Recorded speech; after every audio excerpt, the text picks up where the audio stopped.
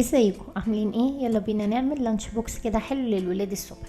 جبنا اللانش بوكس بتاعنا وجبنا الستيكس، حطينا فيها شيري توميتو، كان عندي احمر واصفر، انت ممكن تحطي الخضار اللي يريحك. الفاكهه بقى كانت عباره عن الباشون فروت، قسمتها نصين وبعدين رصينا قوالب السيليكون في اللانش بوكس، وبدات احط الباشون وما نسيتش احط السبون اللي هياكلوا بيها.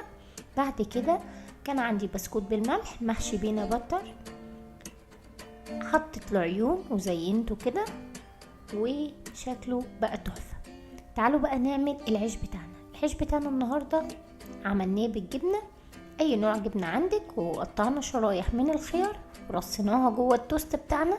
ممكن تستعملي توست بني لو عندك، ممكن تستعملي خبز عادي، صمون، اللي يريحك. بدأت ان انا اقطعه بالشكل الجميل ده، علشان انا هقطعه على شكل ايه، مثلثات، عشان اعرف ارصه كده بطريقه جميله وهم يعرفوا ياكلوا زي ما بين كده عندكم في الفيديو. بعد كده رصيته بقى في اللانش بوكس، والبيضه بتاعتنا حطيتها جوه النجمه دي وما نسيتش احط لها العيون الحلوه دي. ودي كانت نهايه اللانش بوكس بتاعنا، وكمان ما نسيتش احط لهم العصير. وبألف هنا وشفا، لايك وشير لو عجبكم الفيديو. انتظروني في فيديو جديد. باي باي.